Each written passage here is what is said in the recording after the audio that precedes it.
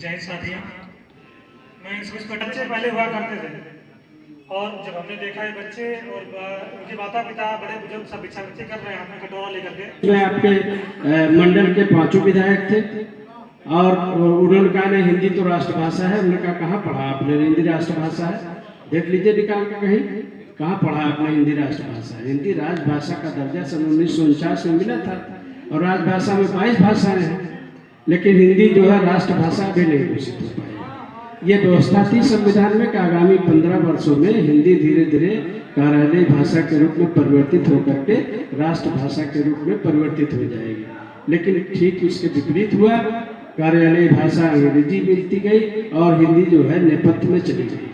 तो ये कहीं न कहीं हमारे शासन की उदासीनता है। तो आपने देखा होगा इधर बीच में तमाम जिलों से और तमाम प्रदेशों से ये आवाज़ उठने लगी कि हिंदी को राष्ट्रभाषा घोषित किया।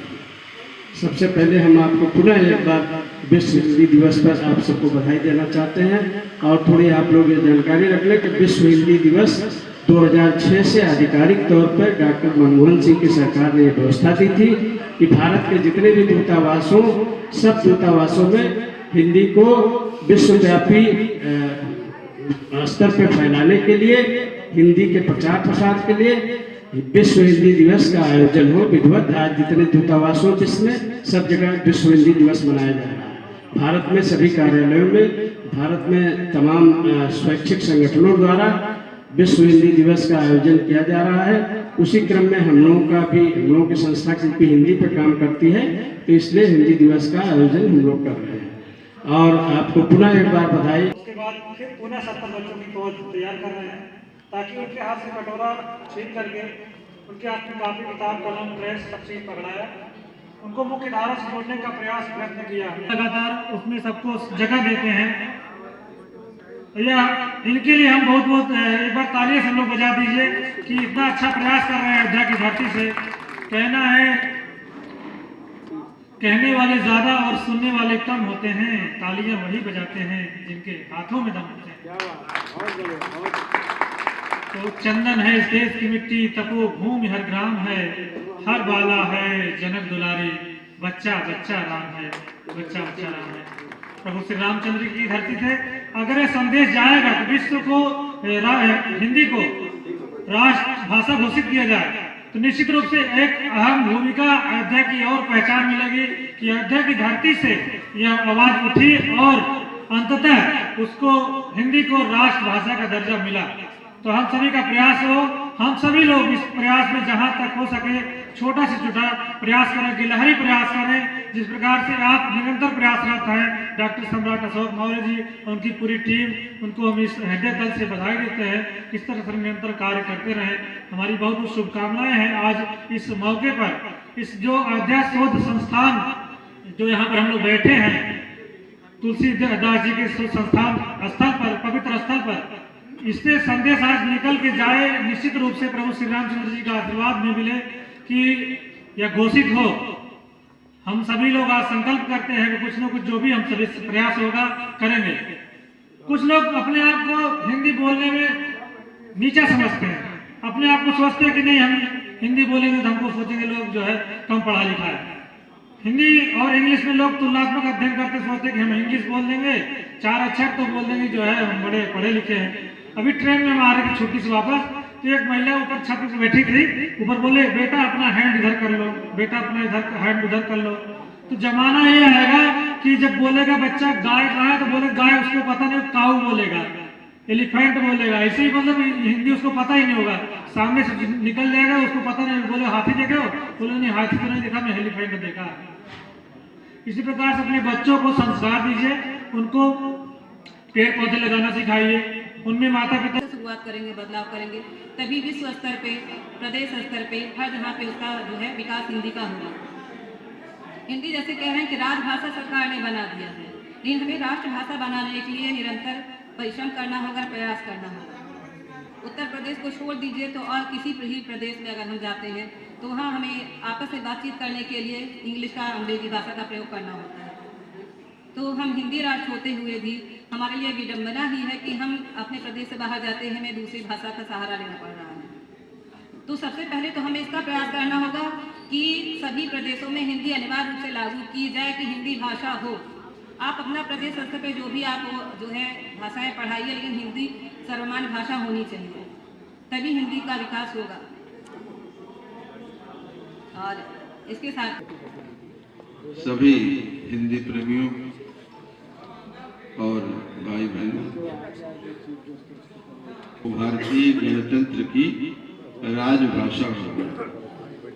अभी सम्राट अशोक जी राष्ट्रभाषा और राजभाषा के बीच में जो भ्रम है, जो बहुत लोगों को है, उसकी चर्चा कर रहे थे। सही बात यह है कि संविधान में जो व्यापक सोच विचार हुआ वो राजभाषा के मुद्दे पर हुआ था। अब तो एक पुस्तक भी छप के आ गई है, एक डॉक्टर विमलेश कांति नाम की लेखिका हैं। उन्होंने संविधान समिति की बैठकों में विभिन्न सदस्यों ने जो राय प्रकट की थी कि भारतीय गणतंत्र की राजभाषा क्या होनी चाहिए, वो सबके वक्तव्य उसमें संकलित किए गए हैं। अभी 2 साल पहले हमने उस किताब को देखा है।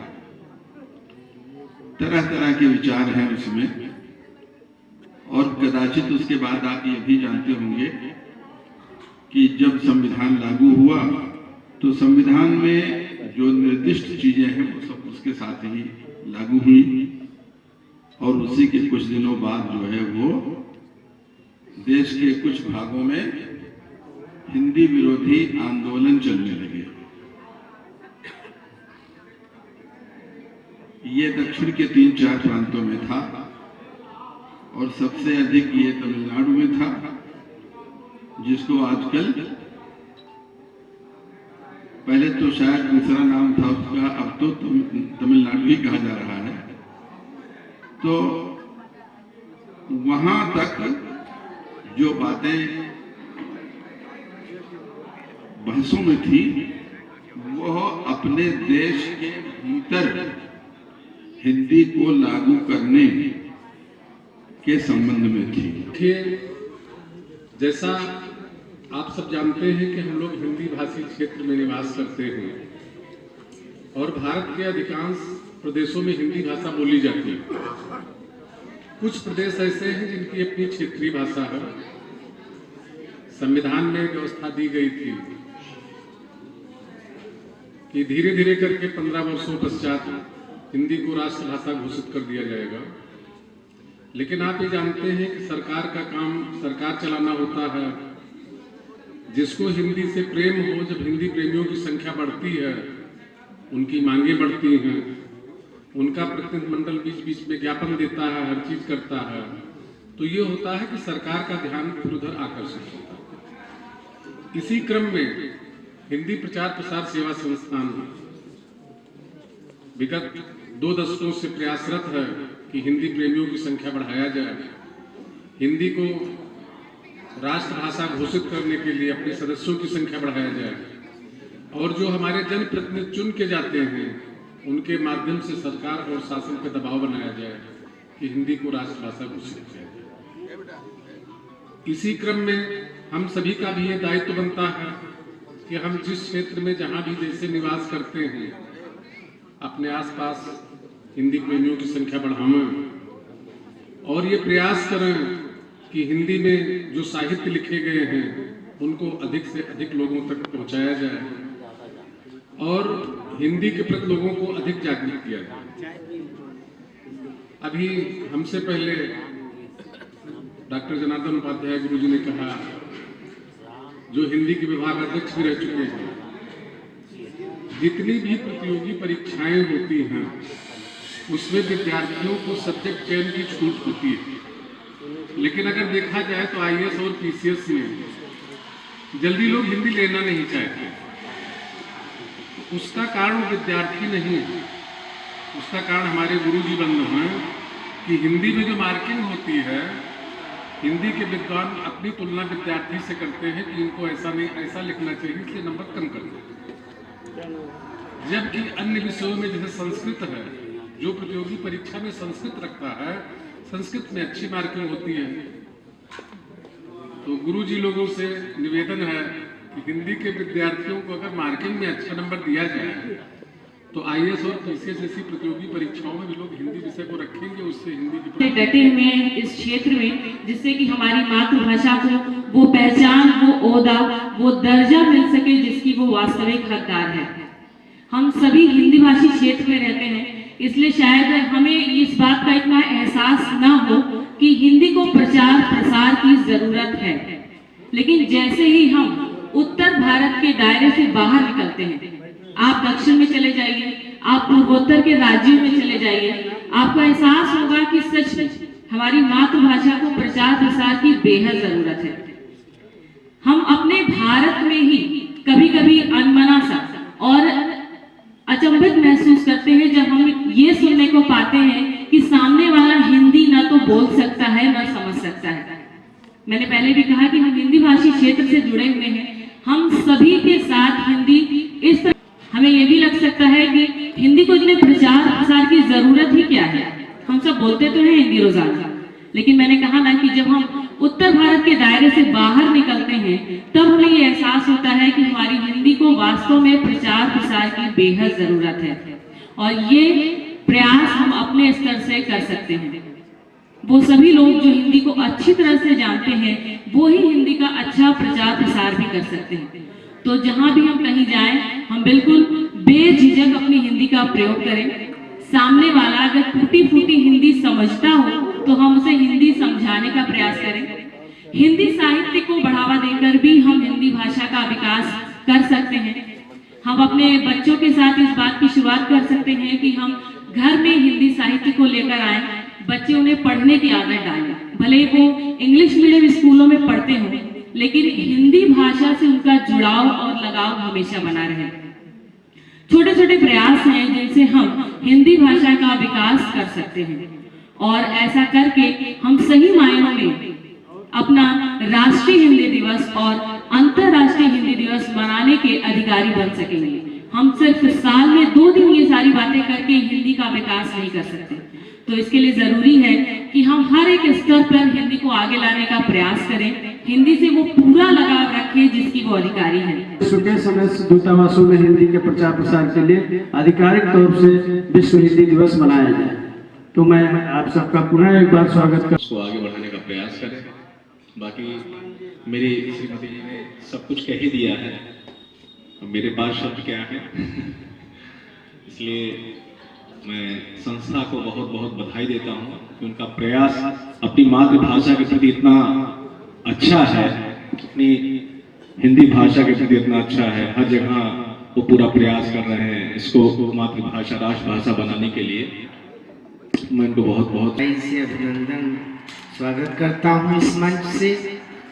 और सामने बैठे हमारे जितने भी भाई हैं, अग्रज हैं, बहनें हैं, सभी का इस मंच से स्वागत किया जा रहा है। नाहर साहब बैठे हुए हैं। अगर अयोध्या जनपद में ही ऐसे तमाम अध्यापकों को जानता हूँ, ऐसे उन हिंदी के लोगों को जानता हूँ जो हिंदी की रोटी खाते हैं। हिंदी के लेक्चरर हैं, हिंदी के प्रोफेसर हैं, हिंदी के रीडर हैं, हिंदी के राइटर हैं, लेकिन उन सब के बच्चे इंग्लिश में भी हिंदी सिखाना पड़ेगा। बच्चे 49 नहीं लिख पाते हैं, बच्चे 47 नहीं लिख पाते हैं, बच्चे 87 नहीं लिख पाते हैं, और मिली जुली भाषा बोलते हैं कि मैं चौक जा रहा था बट अब वहाँ बट आ गया बीच में। ऐसी संस्कृत को हम दे रहे हैं।